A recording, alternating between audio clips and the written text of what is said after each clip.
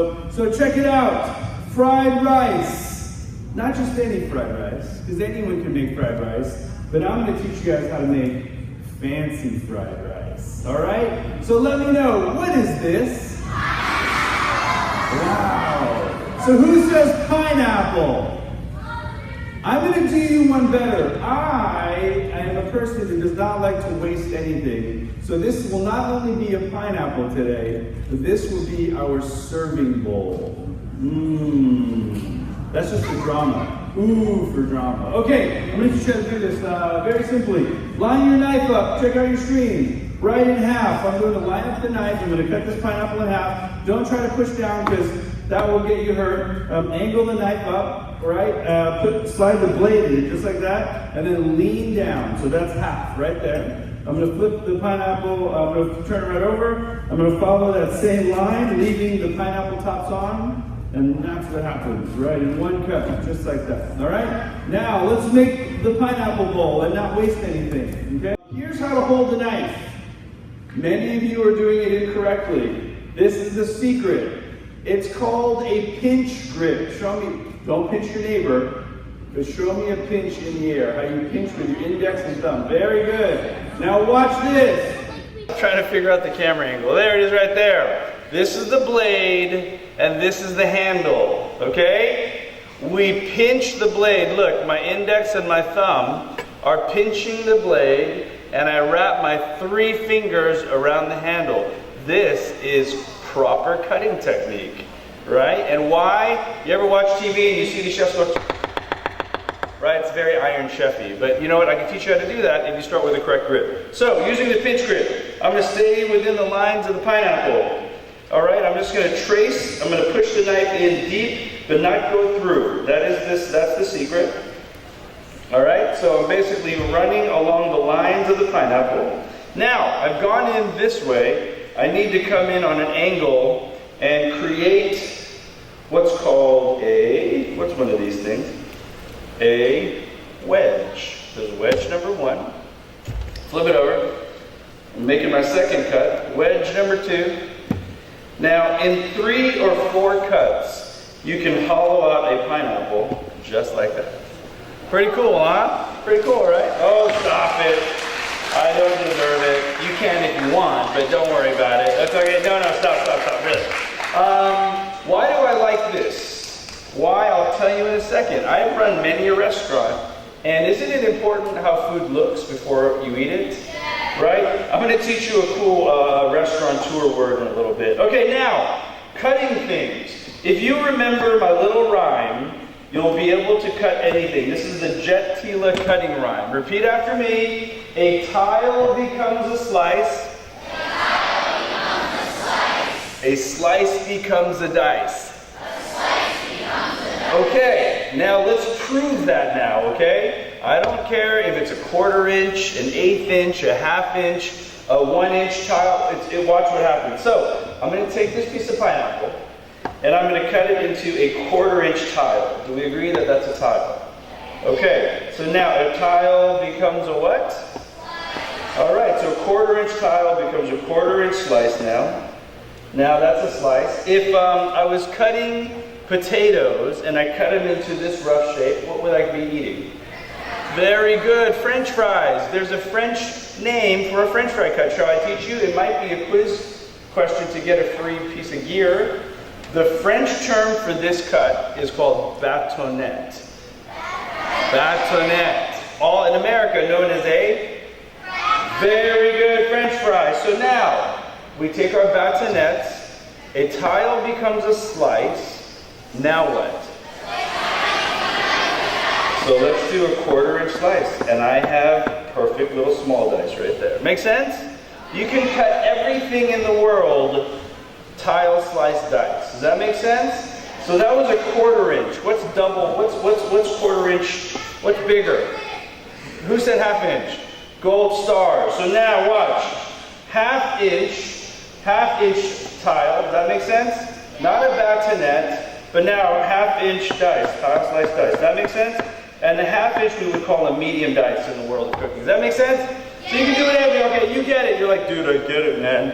my attention span, whatever. This is not a YouTube video. Okay, moving on. So, I've taught you how to cut. I've taught you how to make pineapple bowl. Shall we fire up the wok? All right, here we go. We are starting with cooked rice. Now, cooked rice is not easy to make perfect. You can spend your whole life cooking rice and trying to understand the intricacies of perfect rice. The springiness, the chewiness, not too hard, not too soft. That whole al dente thing also applies to rice as well. Now, wok rules. There is a rule to sauteing. There's an order of operations that makes things perfect in the wok. Shall we do this together? Here we go. What's the first thing that goes into the pan? What kind of oil? Okay, everyone raise your right hand right now and repeat after me. Yes, adults, you too. I promise to not use olive oil in the Asian kitchen. Oh, mind's blown. All the adults are like, now I know what I did wrong. Okay, good old veggie oil, all right? Peanut, canola, grapeseed. You want a low flavor, high temperature oil for sauteing and for wok cooking. So, and also, is a lot of oil good for you? No, right? So watch what I do. You look at my pan. I'm going to swirl oil in the pan, more than I need, just to hit every side of the pan because I want a nice coating. But look what I do with the extra. Just don't throw it out, right? Every tablespoon of oil is almost 150 calories. It's a lot of calories, isn't it? All right? So now, second wok rule is order of operations. I have some meat in sausage form. I've got some aromatics like garlic and shallots. I've got some protein, which is also shrimp. I've got some vegetables. What goes in first? The meat. Why the meat? Who said that? Stand up. Who said it needs to cook a little longer? What's your name? Jack, get over here. Jack, Gold Stars, Culinarian. How about a hand for Jack? Wow, very nice. So, Jack has figured it out. The longer it takes to cook, the sooner it should go into the pan. Yes? So by the time the last item is in, the first item is perfect. But there is a little curveball, Jack. There is a little curveball. There's something called aromatics. This stuff. Who said garlic? There's other Jack, of course. Jack, you're going to be a master chef. I think you need to audition for Master Chef Juniors like immediately. All right? The only curveball I have for you is this. You want to put your aromatics in first. Second, another rule. Don't start cooking until you start to see wispy white smoke. Wispy. Barely little bits of smoke, okay? So I know with the camera and the lighting it's going to be hard. But when I see the oil start to shimmer, and when I start to smell the oil starting to get to temperature and it starts to smoke, you have to listen. Now it's dead silence. Oh, it really worked. I can't believe it. What you want to hear when anything hits the pan is this sound. Ooh, you like that sound? That's a nice sound. Now, Jack, protein. I've got a little bit of Chinese sausage. This could be bacon, this could be ham, this could be whatever you want.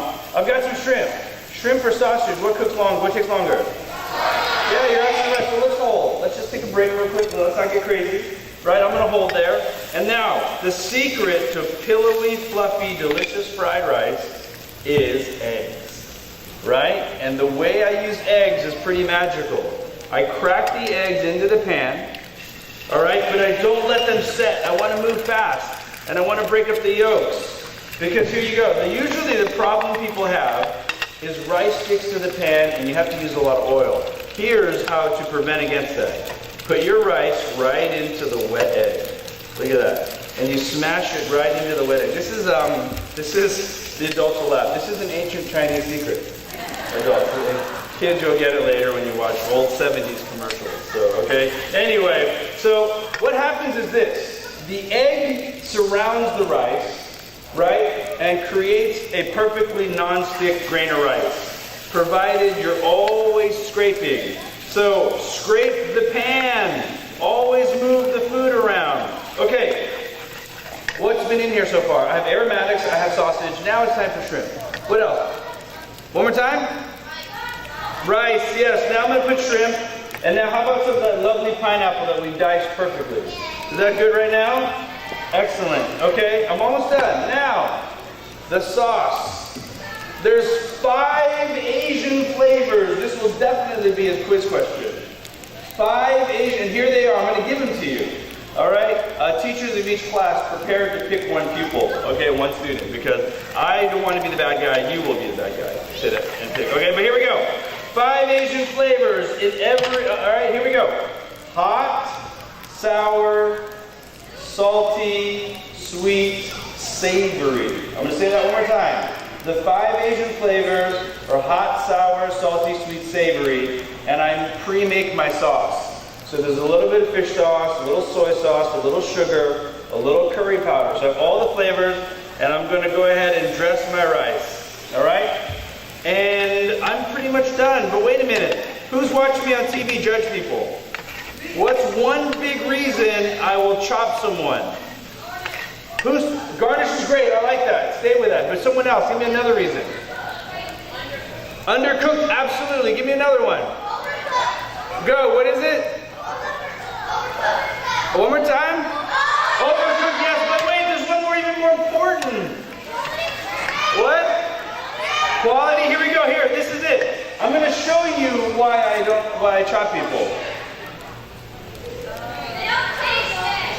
There you go. Season their food and check it. Right?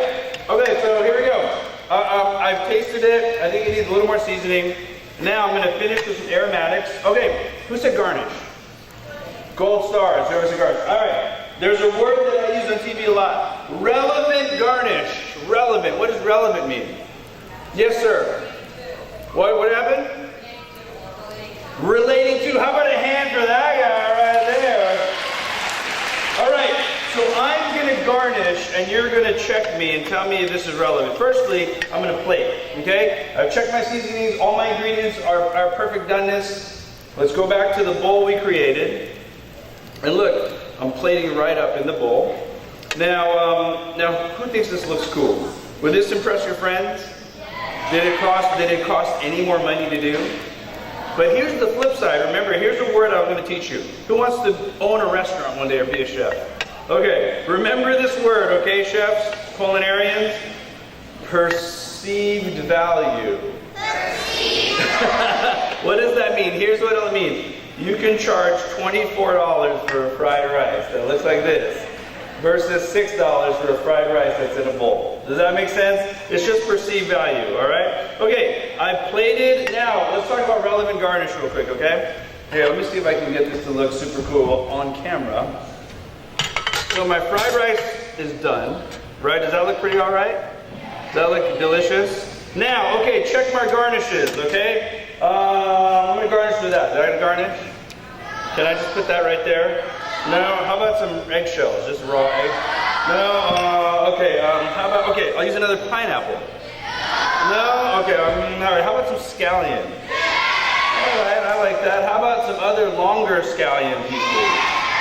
I like where you're going with this. How about some cilantro? How about a can of pop?